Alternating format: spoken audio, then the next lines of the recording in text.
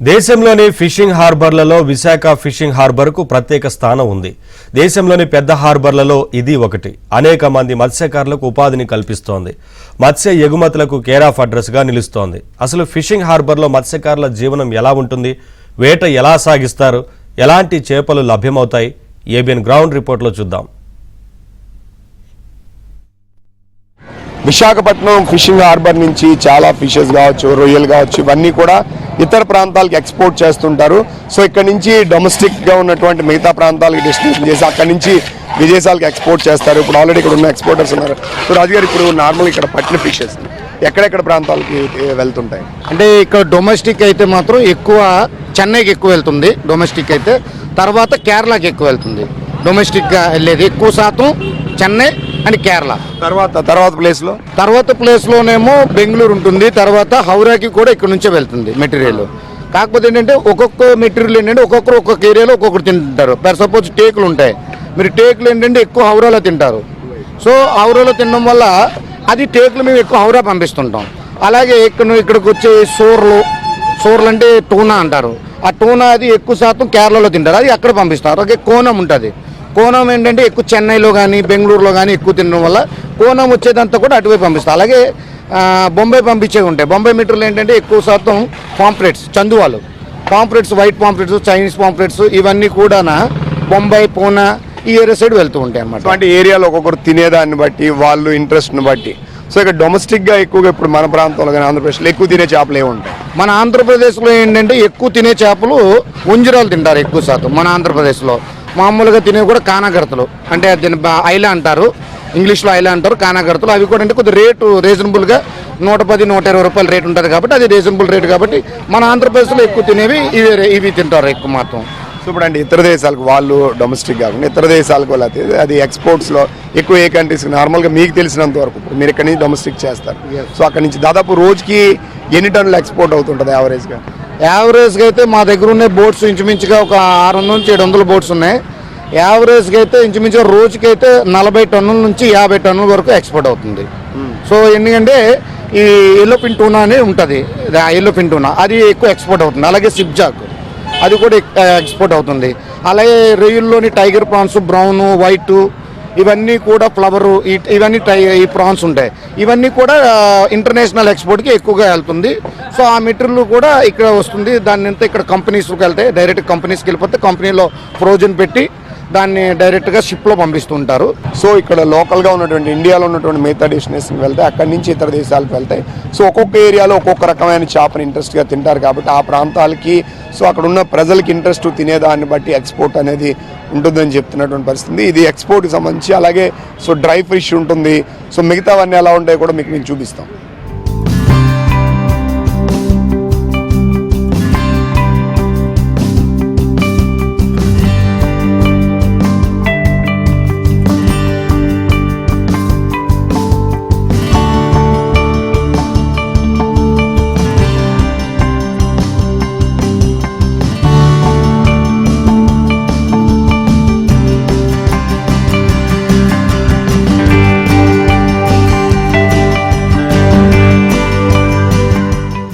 వైజాగ్ నుంచి నిత్యం సముద్రంలోకి కొన్ని వందల బోట్లు వెళ్తూ ఉంటాయి, వస్తూ ఉంటాయి. అయితే వెళ్ళడానికి సిద్ధమైనప్పుడు వాళ్ళు ఏమేమి పట్టుకెళ్తారు, అసలు లోపలికి వేటకి వెళ్ళాక ఎన్ని రోజులు ఉంటారు?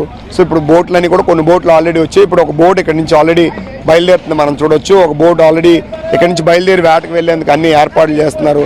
సో ఈ బోటుకి సంబంధించి బోట్ యజమాని నరసింహులు గారు, సార్ చెప్పండి, ఎన్ని రోజులు పడుతుంది నార్మల్గా మీరు వెళ్ళి రావడానికి? ఇప్పుడు ఏం చేస్తున్నారు? ఇప్పుడు ఈ ఐస్ అంతా చేయడానికి కారణం ఏంటి? ఐస్ అంటే చేపలు పెడతామండి. చేపలు పెట్టిన తర్వాత గంగలోకి వెళ్ళి ఒక 20 రోజులు ఉంటామో 15 రోజులు ఉంటామో తెలియదు. ఇక్కడికి ఒక 20 బోట్లు రాగానే ఇక్కడ చేపల రేటు ఉండకండి. 400కి వెళ్ళింది ఏడు చేస్తుంది, 200కి వస్తుంది. బోట్లు ఎక్కువైపు 4 బోట్లు ఉంటే 400కి వెళ్తుంది, 4 బోట్లు లేకపోతే 200కి వెళ్తుంది. చేప ఎక్కువ వచ్చేస్తే రేటు పడిపోతుంది. అయ్యేనా ఒక 10 బోట్లు ఉంటే రేటు పడిపోయినట్టే. అది వీళ్ళందరూ మరి ఒకటి ఎత్తున్నాలో ఏమవుతుందో అక్కడ మార్కెట్ తీస్తున్నాలో తెలియదు.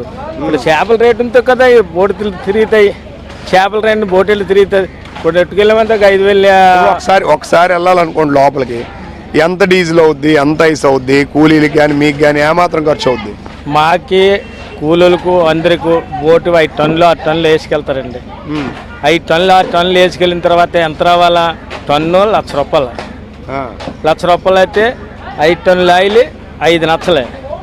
వాటర్ 3 టన్నులు 4 టన్నులు వాటర్ వేసుకెళ్తాం. అలా కళాశాల 10 మంది వెళ్తాం, 9 మంది 10 మంది అలాగా.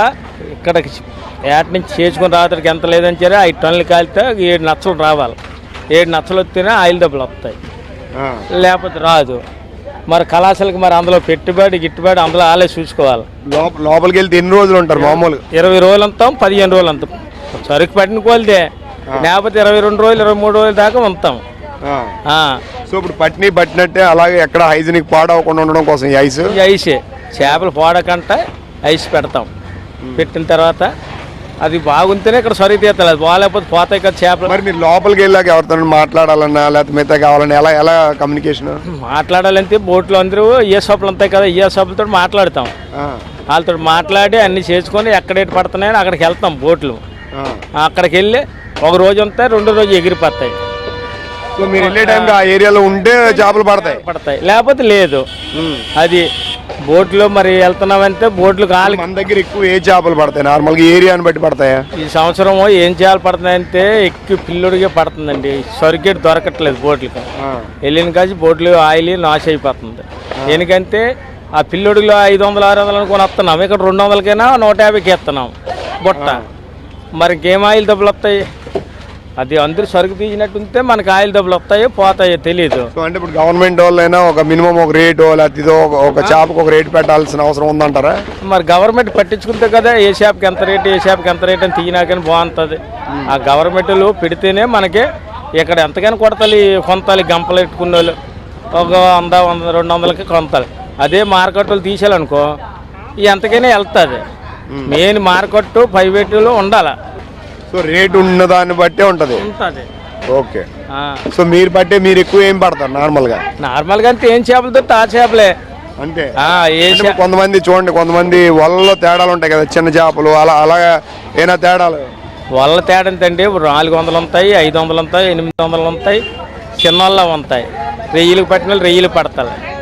ఆ వాళ్ళకి ఏ వాళ్ళకి వేసినా చిన్న చేపని వస్తుంది, పెద్ద చేపని వస్తుంది, ఏ చేపని వస్తుంది. అది అన్ని పెట్టి మరి గంగలు ఇంతో కదా ఏ చేపని మనకు వస్తుంది. గంగలు కూడా లేవు సరిగ్గా సరుకు. తగ్గిపోయింది, బోల్డ్ తగ్గిపోయింది. మత్స్య చేప అంతే బోల్డ్ తగ్గిపోయింది. ఇప్పుడు ఎంతో ఉంటే అక్కడ ఉన్నాయని 4 బోట్లు. ఎంత దూరం వెళ్తారు లోపలికి? ఇంతవరకు అదే మనం ఎంత దూరం వెళ్ళదు. మన వరుస ద్వారా వెళ్తాం, వరుస వరకే. అంతవరకు వెళ్ళి ఎక్కడ చేపలు ఉంటే అక్కడే పట్టుకుని వచ్చారే. ఇక్కడ రాబతడుకో ఆయిల్ డబ్బులు దొరకనకపోతున్నాయి. యాన్ని పెట్టి ఇప్పుడు వానకో కానిపర మిగిలితే కదా మన కళాశాలకి ఏదో కానిపరకి ఇస్తే వాళ్ళకే ఒకప్పుడుతో పోలితే లోపల చేపలు కానీ మత్స్య సంపద కానీ తగ్గిపోయింది.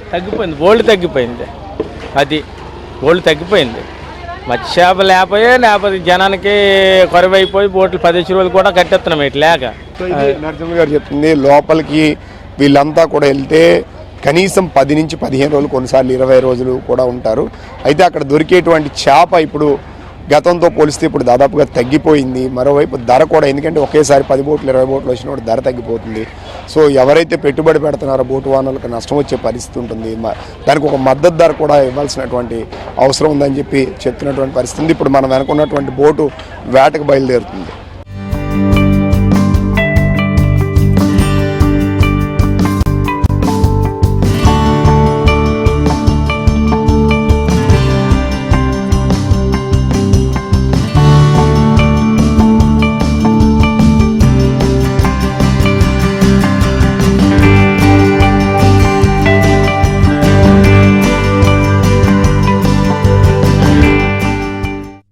చేపలు, రొయ్యలు రకరకాలు దొరుకుతాయి, పీతలు కూడా దొరుకుతాయి. ఇప్పుడు మనం చూడండి, సో ఒక పెద్ద పీతను పట్టుకొని చూపిస్తున్నాం.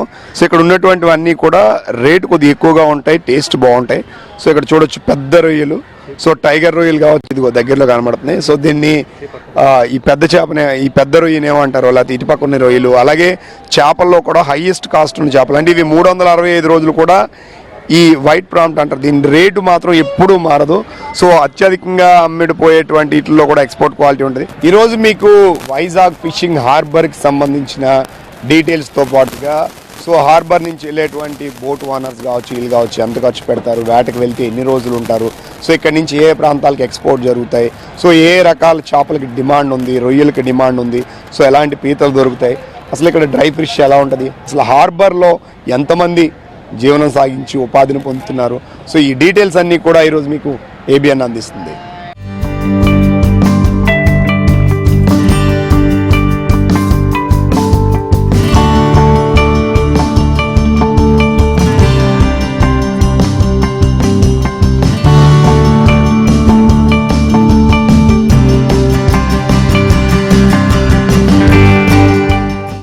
ఫిషింగ్ హార్బర్లో ఇప్పుడు మనం డ్రై ఫిష్ యాడ్లో ఉన్నాం చూడొచ్చు.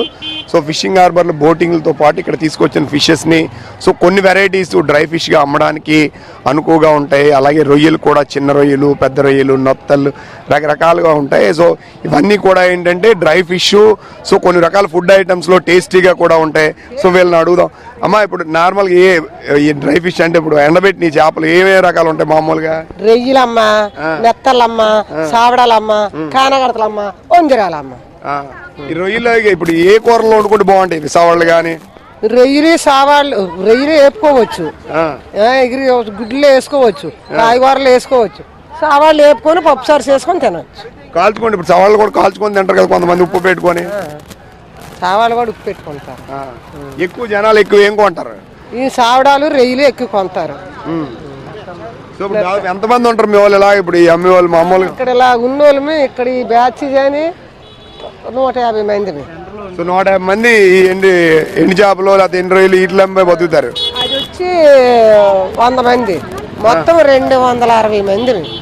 ఓకే, చూడొచ్చు ఎండి ఏదైతే డ్రై ఫిష్ ఉంటుందో దీని మీద ఆధారపడి 260 మంది అమ్ముతుంటారు. ఇవన్నీ కూడా సో డ్రై ఫిష్ కావచ్చు, రొయ్యి కావచ్చు, ఒక్కొక్కటి ఒక్కో దాని టేస్ట్లో ఉంటాయి. ఇవన్నీ ఎండబెట్టిన వీళ్ళు సేల్ చేస్తూ ఉంటారు. హార్బర్లో పట్టిన చేపలన్నింటినీ కూడా ఇక్కడ ఉన్నటువంటి స్థానిక మత్స్యకార మహిళలంతా కూడా బుట్టలతో కొనుక్కుంటారు. వేలంపాటలో కొనుక్కున్న తర్వాత ఇక్కడ ఉన్నటువంటి వాటిని కూడా అన్నింటినీ కూడా ఇల్లు సో చూడొచ్చు, మనం చిన్న దీనిగా సో వేశారు. వాళ్ళంతా కూడా బుట్టలతో కొనుక్కున్న తర్వాత వాటాల కింద వేసుకొని వాటిని వాటాల లెక్కలనే చేపల లెక్కల్లోనే అమ్ముతారు.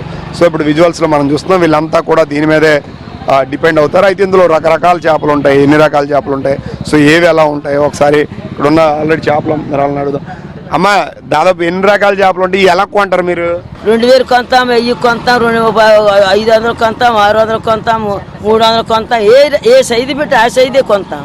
సో అంటే సైజుని బట్టి చేపను బట్టి రేటు ఉంటుంది. కానీ పెద్దవైతే 5000, 10,000, 20,000, 30,000 దాకా ఉంటుంది. ఏ చేపలు అంత రేటు? కోనావలు అయితే రేటే. కోనామంతామంటే 1000కి 2,000కి వెళ్తుంది. మామూలు కోనేవి అయితే 2,000కి, 7,000కి, 5,000కి, 10,000 దాకా, 20,000 దాకా ఉన్నాయి మామూలు కోనావ. ఇప్పుడు చేపల్లో బాగా ఎక్కువ డిమాండ్ ఉన్నవి ఇవి. మరి ఏ రకాల చేపలు ఉంటాయి మామూలుగా? కోనావ ఉన్నది, వంజరాలు ఉన్నాయి, పీతలు ఉన్నాయి, గునిమింతలు ఉన్నాయి, కనసలు ఉన్నాయి, పండుకప్పలు ఉన్నాయి, గొరకలు ఉన్నాయి, అన్ని రకాల ఉన్నాయి. ఒక జాతి కాదు, ఏ జాతి. ఈ చుట్టుపక్కల ఎక్కువ ఏం కొనుక్కుంటారు మామూలు చేపల్లో? బోల్ రకాలు ఉంటాయి, కొనుకెళ్తారు. మన దగ్గర ఇప్పుడు ద్వారా పారిపోలు 10 మంది వచ్చారంటే 10 మంది 10 లక్షలు కొంటారు. మేము ఏంటి వేయము, మీరు అన్ని 4 నవరీసులు పెడతారు. మేము 4 నవరీసులు ఎల్లిపాయ వేస్తాము, టమాటో వేస్తాము, చింతపండు పీస్తాము, నూనె వేస్తాము, పచ్చిమిరకాయ వేస్తాము, సారీ పెడతాము. మా ఇట్లు మా సారు రుసు, ఈ సారు రుసు ఉండదు. ఎంతమంది మామూలుగా ఇలాగే ఎంతమంది అమ్ముతాడు? ఇలాగా ఎంతమంది అని చెప్పలేదు, చాలా మంది ఉన్నారు, ఎక్కట్లేదు. చూడొచ్చు వీళ్ళంతా కూడా సో రకరకాల చేపలు మేము అమ్ముతాం. చేపలు సో వాటిలో ఉన్నటువంటి బుట్టల్ని లేకపోతే సైజుని బట్టి రేటు ఉంటుంది. చాలామంది దీని మీద ఉపాధి బతుకుతున్నాం. చేప వండడం కూడా ఒక ఆర్ట్, ఎందుకంటే మేము వండినట్టు మీరు వండలేరు అనేది స్పష్టంగా ఆవిడ కూడా చెప్తుంది. సో పచ్చి చేపలు ఉన్న మార్కెట్ని మనం చూసాం. ఫిషింగ్ హార్బర్లో రకరకాల ఫిషెస్ ఉంటాయి. డ్రై ఫిష్ ఉంటుంది, పచ్చి చేపలు ఉంటాయి, పెద్ద చేపలు ఉంటాయి. సో వీటన్నిటిలో ఇప్పుడు మాత్రం మనం పచ్చి చేపలు ఇక్కడ స్థానికంగా ఉన్నటువంటి మత్స్యకార మహిళలు అమ్ముతున్న దాన్ని మనం చూసాం.